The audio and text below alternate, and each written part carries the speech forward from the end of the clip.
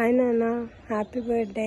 ఇది నీ 70th birthday కాబట్టి ఒక చిన్న స్మాల్ సర్ప్రైజ్ మా సైడ్ నుంచి. Hope you like it and it will be memorable for all of us. So నువ్వు ఎంత కష్టపడ్డావు, మమ్మల్ని మేము ఈ స్టేజ్లో ఉన్నాము, ఇంత చక్కగా చదువుకొని ఈ స్టేజ్లో ఉన్నామంటే దానికి కారణం నువ్వు అమ్మ. I think this is the time to say thanks for you both. So ఈ మూమెంట్ని మేము తీసుకొని నీకు థ్యాంక్స్ చెప్దామని చెప్పి ఇలా సర్ప్రైజ్ వీడియో ప్లాన్ చేసాము. Hope you will like it.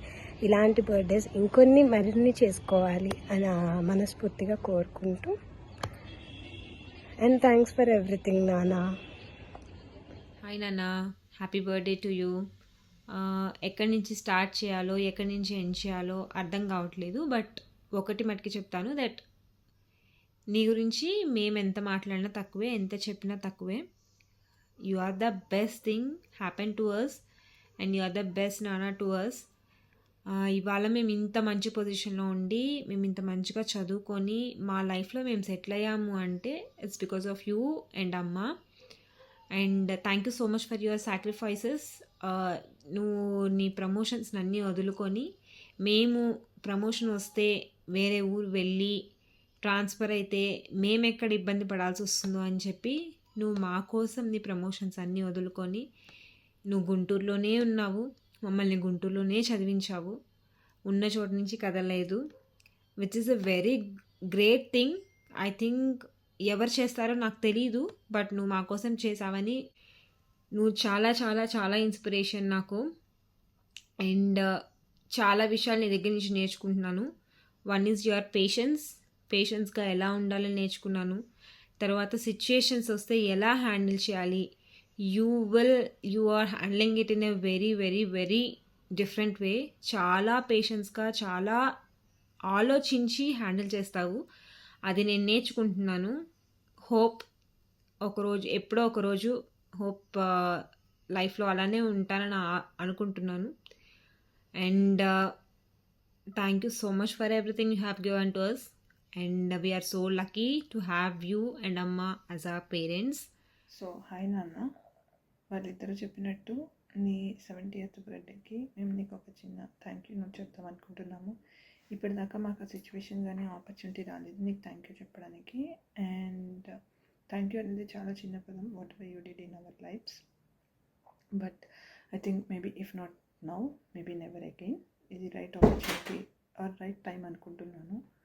So thank you so very much for whatever you did in our lives. వాళ్ళిద్దరూ కంటే కొంచెం నేను ఎక్కువ చూడడం వల్ల, నాకు ఇంకొంచెం బాధ్యతలు ఎక్కువ ఉండడం వల్ల maybe I connect more and నేను ఎక్కువ రిజెంబుల్ చేయగలుగుతాను వాట్ యూ డిడ్ అనేది. సో ఇవాళ మేము ఇక్కడ ఉన్నాము అంటే దానికి కంప్లీట్లీ నువ్వు అమ్మ వల్లే మేము ఈరోజు ఇక్కడ ఉన్నాము. నేను చిన్నప్పటి నుంచి అనుకుంటాను దట్ ఒక్కరోజైనా నేను ప్రౌడ్ ఫీల్ చేయాలి అని. నువ్వు చిన్నప్పుడు ఎప్పుడు చెప్తుండేవాడివి, మీ ఫ్రెండ్స్ పిల్లలు ఐఐటీలో ఉన్నారు, అక్కడ జాబ్ వచ్చింది, ఇక్కడ జాబ్ వచ్చింది అని. అది విన్నప్పుడల్లా నేను ఒకటే అనుకునేదాన్ని, నో మ్యాటర్ వాట్, ఒకరోజు మా నాన్న మా గురించి కూడా ఇలా చెప్పుకోకపోయినా మా గురించి కూడా మా నాన్న ప్రౌడ్గా ఫీల్ అవ్వాలి అని. సో ఐ థింక్ ఈరోజు వాట్ ఎవర్ మేము ముగ్గురం బిహేవియర్ కానీ, చదువు కానీ, లేకపోతే లైఫ్లో సెటిల్ అవ్వడం కానీ, నువ్వు ఒక 1% అయినా మా ముగ్గురు గురించి ప్రౌడ్ ఫీల్ అయ్యావు అనుకుంటున్నాము. నిన్ను మేము లైఫ్లో హ్యాపీ చేసాము అనుకుంటున్నాము. And to begin with, actual నాన్న అనేది అందరికీ ఒక 2 అక్షరాల రిలేషన్ కావచ్చు, కానీ మాకు నాన్న అనేది ఒక ఎమోషన్. ఎందుకు అంటే నువ్వు అందరి ఫాదర్స్ మేబీ ఫినాన్షియల్లీ వాళ్ళ పిల్లల్ని సేఫ్గా సెక్యూర్డ్గా ఉంచాలి అనుకుంటారేమో, కానీ మాకు నువ్వు ఫినాన్షియల్లీ, మెంటల్లీ, ఫిజికల్లీ నీ ప్రెజెన్స్తో ఎప్పుడు మమ్మల్ని చాలా సెక్యూర్ ఫీల్ అయ్యేలా చేసావు. ఈవెన్ ఇవాళకి కూడా మాకు ఇంత ఏజ్ వచ్చాక కూడా మాకు ఒక ధైర్యం ఉంటుంది, ఏం కాదు, ఏమన్నా సంథింగ్ రాంగ్ వెళ్తున్నా కానీ మా నాన్న ఉన్నారు మాకు అని. సో నువ్వు మా బలం, నువ్వు మా స్ట్రెంగ్త్. అండ్ ఇప్పటికి కూడా మేము ఏమన్నా చేస్తున్నాము అంటే especially I consider you in one of those decision makers. నాకు నువ్వేం చెప్తావు అనేది చాలా important every decision I take. And ఇంకా చెప్పాలి అంటే మా జనరేషన్ పిల్లల్లో ఫాదర్స్లో ఇప్పుడు నేను చాలామంది చూస్తుంటాను కదా, మా జనరేషన్ పిల్లల్లో ఎవరు అంత ఫాదర్ అంటే ఓకే బయటకు వెళ్ళిపోతారు, జాబ్ చేస్తారు, ఫీజులు కడతారు, ఇంతవరకే అరేంజ్ చేస్తారు. కానీ నువ్వు బియాండ్ దట్ ఉన్నావు. అంటే ఈ కాలం ఫాదర్స్ అందరూ చేస్తున్నారు, బట్ ఆ కాలం ఫాదర్స్ అట్లీస్ట్ నేను చూసిన వాళ్ళలో చాలా తక్కువ. మేబీ నా ఫ్రెండ్స్, నా సర్కిల్ అందరిలో నువ్వు ఒక్కడివే అని చెప్పగలను. దట్ మా బర్త్డేకి డ్రెస్ సెలెక్షన్ కానీ చాలా బ్యూటిఫుల్ మెమరీస్ ఉన్నాయి నీతో. అంటే you made sure that you are there in every step of our life. So అది బట్టలు కొండం అవ్వని, లేకపోతే గోల్డ్ కొండం అవ్వని, ఇంకేదో ఇంకొకటి అంటే ఆ కనెక్షన్ అనేది నువ్వు ఎప్పుడు మెయింటైన్ చేసావు మాతో. ఇవాళ రేపు ఏంటి అంటే మోడ్రన్ పేరెంటింగ్ వచ్చేసి అందరు అది చేస్తున్నారు, కానీ నువ్వు అది ఆ డేస్లోనే నువ్వు చాలా చేసావు. అండ్ ఇంకొక మెయిన్ థింగ్ ఏంటి అంటే ఇంకొకటి ఏంటి అంటే నువ్వు మమ్మల్ని ఎందుకు తీసుకెళ్ళేవాడివో నాకు తెలీదు, బట్ ఎవ్రీ 2 years హాలిడేకి తీసుకెళ్ళేవాడివి. అది ఎక్కడికైనా కానీ ఒక చిన్న ప్లేస్కి హాలిడేకి తీసుకెళ్ళేవాడివి. ఆ రోజుల్లో అది చాలా పెద్ద విషయం అని కూడా నాకు ఇప్పుడు అర్థమవుతుంది, ఇప్పుడు నేను వెనక్కి వెళ్ళి ఆలోచిస్తే. బట్ నువ్వు మమ్మల్ని హాలిడేకి తీసుకెళ్ళి జస్ట్ హాలిడే ఒక ప్లేస్ చూపిలా నువ్వు చాలా మెమరీస్ ఇచ్చావు. అంటే వాట్ దట్ ఆ ఏజ్లో ఆ హాలిడే అనేది ఎంత ఇంపార్టెంట్ అనేది ఇప్పుడు నాకు అర్థమవుతుంది. అది ఒక బ్యూటిఫుల్ మెమరీ అని, అది ఒక బాండింగ్ టైం అని. సో అది కూడా ఐ థింక్ ఎంతమంది పేరెంట్స్ చేస్తారో నాకు తెలీదు. సో నువ్వైతే మాకు చేసావు, thank you. And beyond all these నా లైఫ్లో నన్ను ఎవరైనా ట్రస్ట్ చేశారు అంటే అది నువ్వే. నువ్వు ట్రస్ట్ చేసినంత ఇప్పటిదాకా నాకు తెలిసి ఎవరు ట్రస్ట్ చేయలేదు. నాకన్నా ఎక్కువ నన్ను నువ్వు నమ్మావు. అది చాలా విషయాల్లో. ఫర్ ఎగ్జాంపుల్ నా 10th మార్క్స్ అవని, లేకపోతే అఫ్కోర్స్ ఇంటర్ ఎంసెట్ ర్యాంక్ కూడా నువ్వు రాదని చెప్పు.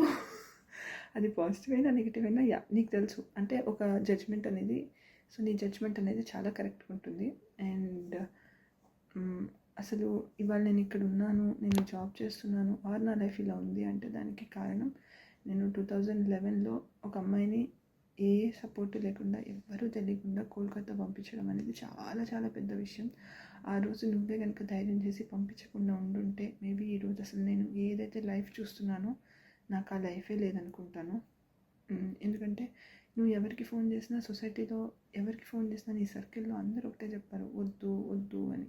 ఇంత ప్రజెంట్ జాబ్ వదిలేసి అటు వెళ్ళడం ఎందుకు, వద్దు అని. కానీ నువ్వు నన్ను ట్రస్ట్ చేసావు, అది వెళ్ళాలనుకుంటుంది, పంపిద్దాము అని. నువ్వు నాకు అప్పుడు ఇచ్చిన ఆ రెక్కల వల్లే నేను ఇవాళ బలంగా ఎగరగలుగుతున్నాను. అలానే నా పెళ్ళి కూడా.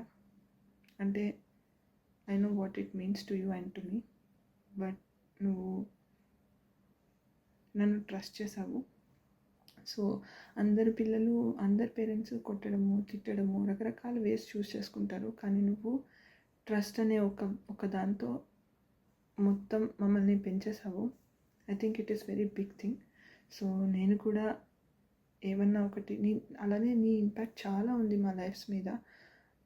ఇప్పుడు నేను ఆలోచిస్తూ ఉంటే మేబీ బుక్స్ కొంటా, ఎక్కడి నుంచి కొంటా అంటే నువ్వు చిన్నప్పుడు మాకు బుక్స్ కొనేవాడివి, సో నేను కొంటాను. ఒకటి అని చెప్పడానికి లేదు, చాలా థింగ్స్ నీ నుంచి నీ ఇంపాక్ట్ అనేది చాలా ఉంది మా మీద.